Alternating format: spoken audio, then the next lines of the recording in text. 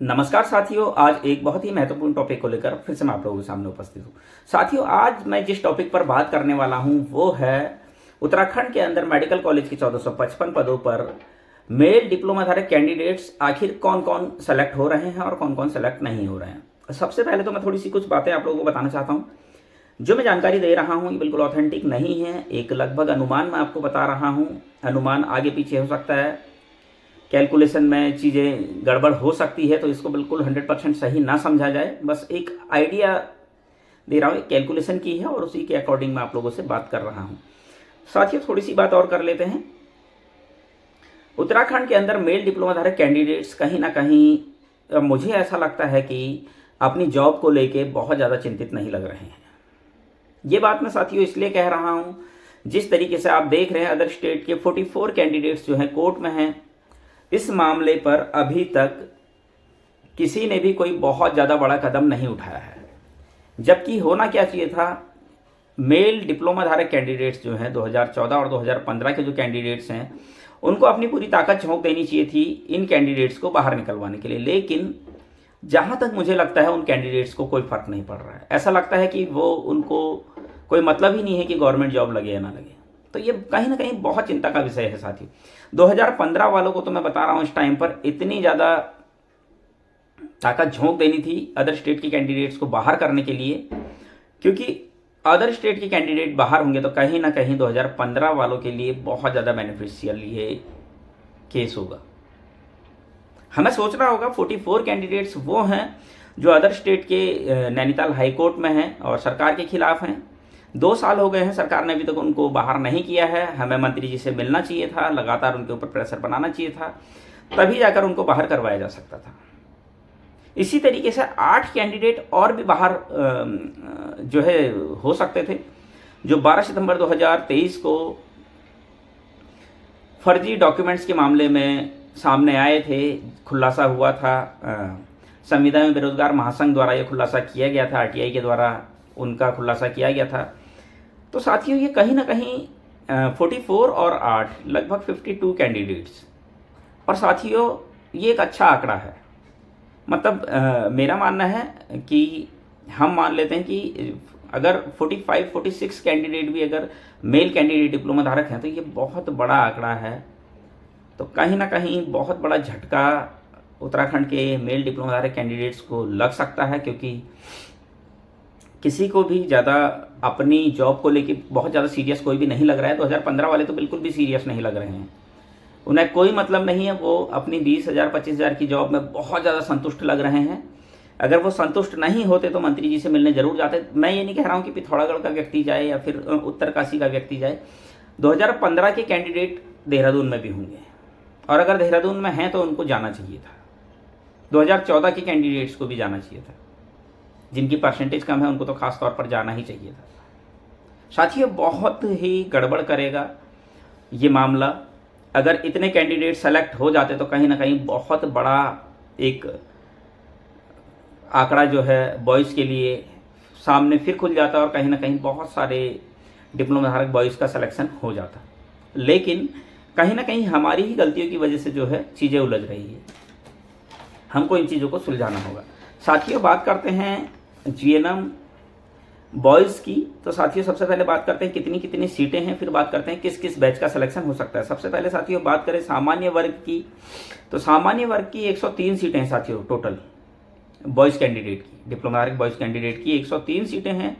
अगर क्षैतिज आरक्षण की पोस्टों को हटा दे तो 86 पोस्टें हैं, और 5 सीटें जो हैं वो हैं उत्तराखंड के अनाथ बच्चों की।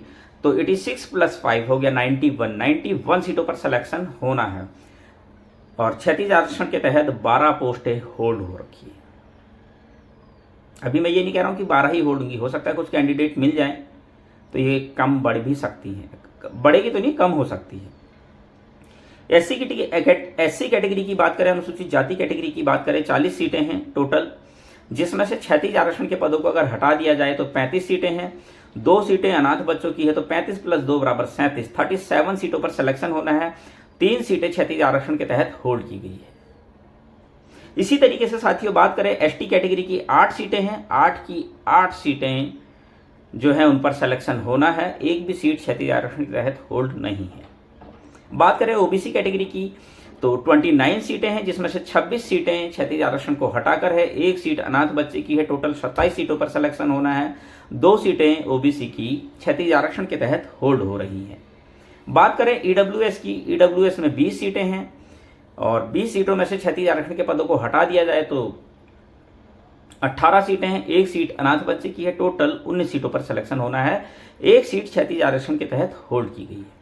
साथियों, कितनी पोस्टें होल्ड है ये भी देख लेते हैं। 12 पोस्ट सामान्य वर्ग की होल्ड है, 3 पोस्टें एससी कैटेगरी की होल्ड है, अनुसूचित जनजाति एसटी कैटेगरी की 1 भी पोस्ट होल्ड नहीं है, ओबीसी की 2 पोस्टें होल्ड है और ईडब्ल्यूएस की 1 पोस्ट होल्ड है। टोटल 18 पोस्टें यहाँ पर भी होल्ड हो रखी है। तो 18 पोस्टें जो है अच्छा खासा आंकड़ा है। कहीं ना कहीं 18 लोगों को सक्षम होने से यहाँ पर भी रोक दिया जाएगा। कहीं ना कहीं एक बहुत बड़ा झटका इन 18 लोगों के लिए भी इन 18 लोगों को भी लग सकता है।